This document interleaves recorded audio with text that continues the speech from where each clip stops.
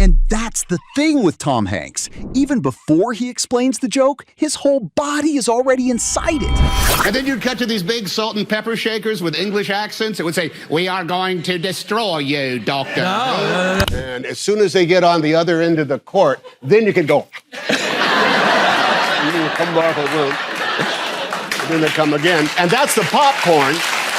Yeah, fast break. You got the holster. And then you realize it isn't random energy. It's the same instinct that made Woody feel alive. Reach for the sky. There's a snake in my boot. Someone's poisoned the water hole. Say, you get a ream of paper, you get a ream of paper, you get a ream of paper, you get a ream of paper. Somebody comes by and says, "Can I get you some more cheese on your nachos?" I says, "No, I'm good, man. I'm just watching the movie." Nothing like Star Trek at all. I was doing the yes. It was ridiculous. You're mocking me. You're mocking me. You need to deconstruct this whole thing. It was nothing like Star Trek. Little bit like Star Trek. No, not at all. No. You had the great job in Mr. Mom. I say, thank you so much. Yeah. I give him a thumbs up. What are you gonna do? Actually, I was just fat for some of the roles, but I said that I gained weight for him. My tan is not fake. How dare you? And Tom doesn't just laugh these things off. He turns the whole moment back on Hollywood. They will infantilize you the way people do to actors. Look, you showed up on time. Look at your haircut. Oh, you know all your words. What if it had not happened? If this had stayed as it had been, a conquered territory by one of the most murderous regimes. There we go. There's a FedEx is delivering my Uber lunch right now. Oh, not a bit, not a whit, not a single thing in common whatsoever. Absolutely none. That's when Tom starts taking over. Give him one small opening, and he'll build the whole bit himself. Dude, you're moving on, and there is so much stuff to steal from the offices right now. Stationery with the CBS logo on it. Dude! No, that's mine! I ended up getting actually paid $50 a week, which was the difference between life and death. I was just loud. I was just fast, blind, accelerated pace. That was the only speed I knew how to operate. I like to think of it as the Mandalorian without lightsabers. And that's why so many actors are stark raving nuts, is because they are always thrown up onto this high wire without a net. We went like this for a bit. DC has been my third favorite network ever since. You're a jerk, Hank. There was that kind of, no, but the other one is the kind of clinch fish outrage. Well, you know what, honey? It's good to talk. It's good to say the things we feel. It's good to talk. Do you pray? I do. I do. And you know what I say? God as I know God, thank you. On my phone? Yeah, I have an unwritten rule that if you find an unguarded iPhone, take a selfie of it. And that's why the room follows him. Tom makes even a tiny story feel like the curtain just went up. But then, as soon as they turn on Dr. Footlights, you feel like $1 million. I've been known to come downstairs at night when I need a sweet tooth and get a spoon and get some of the Kerry syrup and just put a little bit in there and... Oh, Tom, you dirty dog. Tastes like candy to me. As we call it, better living through American chemicals. Whoa! And that gets you a little creaminess? Oh! Mm-hmm. Hot damn. This is a big name. This is a Christmas gift that we get every year from Tom Cruise. Get the heck out. Oh, my God. Let me just, I printed up my IMDb. Okay. So I'm going to say 6 of these are pretty damn good. Yeah, Solid checkered career. This ain't going to work. Right. We have made a terrible mistake. None of this is actually a thing. We're in Clover, boys. This thing's aces, fellas. Hold on to your quarters, Jasper.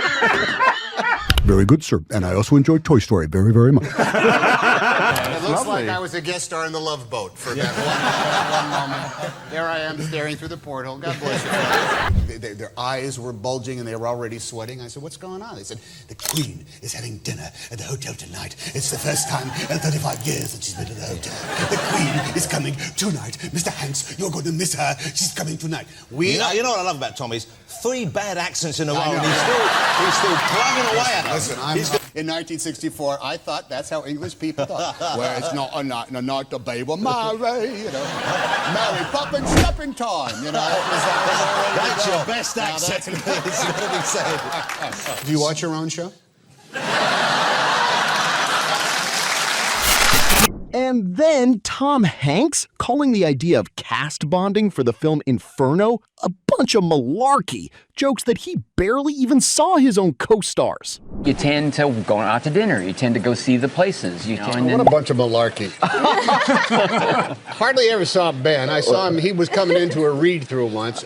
Omar and I don't speak the same language.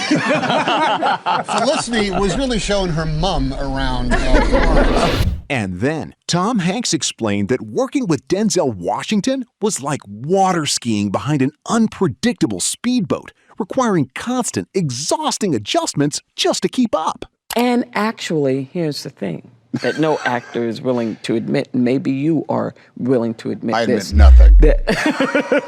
The parts of the play that I didn't. You actually are playing catch with someone. Absolutely. And if they are not putting anything on the ball, you're in trouble. Denzel, I must say, he's a king of sandbagging, man. He's an absolute man of mystery when he's off camera. Absolutely. And you're on. And even when you're inside, you're working with him. So the fact he's like, if you're trying to water ski behind a boat that Denzel's driving, he's going like this and slowing down and speeding up. He's going to try to shake you off your skis. And you got to catch up. And keep up. Yeah. Tom Hanks then shared how his experience on Forrest Gump was completely different, especially with how the director coordinated with him at the time. I gotta walk when I do this. So he's just, I'm sitting there and he's walking around this hotel room and he's like, you see, the thing is, what we can try to do is what I'm mood about it. And we had an incredibly malleable script. What we had read was like 170 pages of this kind of like dream script. You're breaking every rule about how to make a movie. And Bob said, so what? I mean, that's the only way in order to get to that theme being examined the way, otherwise why are we bothering this? I mean, plot always works. Oh, you were a fish on a hook there. You were done. You knew. You could not say no. I asked Joanne Rogers. He said, what did Fred drink in the morning? And Joanne said, did he have coffee? No, he drank hot pomegranate juice. And so I said, cranberry juice. He had hot cranberry juice. And I said, I went to Mari Heller. I said, is there any way we can get it? I said, the most we're going to be able to do is have a glass of red liquid sitting on the counter while you're talking on the phone. I said, good enough for me, as long as we can. And then, revealing a shocking Toy Story secret, Tom Hanks explained how the original animation test that sold him on the project was actually recycled audio from Turner and Hooch. They took a line from a movie I made for Disney called Turner and Hooch, in which I was yelling at a dog. Oh, no, you're eating the car! Don't eat the car! Not the car! Oh, what am I yelling at you for? You're a dog. And they animated Woody to that line, and it was on a loop. They did it again and again. Oh, no, you're eating the car! Don't eat the car! Not the... No, Buster, no! I have driven home after 4 or 5 hours, sometimes a 6-hour recording session, and my diaphragm it hurts, it aches. Fred said, in times of disaster, where do we turn to in times of crisis? And he said, you turn to the helpers. You want to know what's going to come next? It's going to be some brand of hope that is going to be practiced by people who are volunteering their time to come and help you clean up your mess, fix your bandages, or talk to you and give you a cup of coffee and say hello. Then, Tom Hanks shared his emotional thoughts and behind-the-scenes moments while working on Toy Story 4. Toys about to meet their end, and what do? They reach out for each other. This was, I might get worked up about it.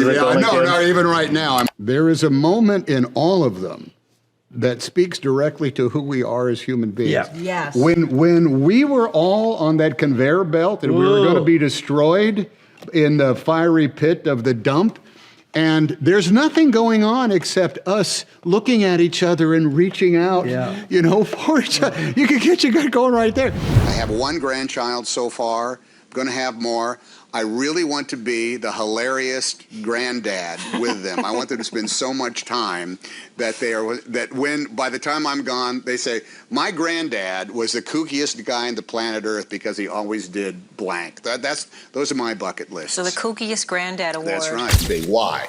Because they told the truth, because they actually stretched the concept of the empathetic moment that anybody can have in a movie if they say something so beautifully and so truthfully, so accurately, and is so real, even if the lines are only, is there something I can do for you?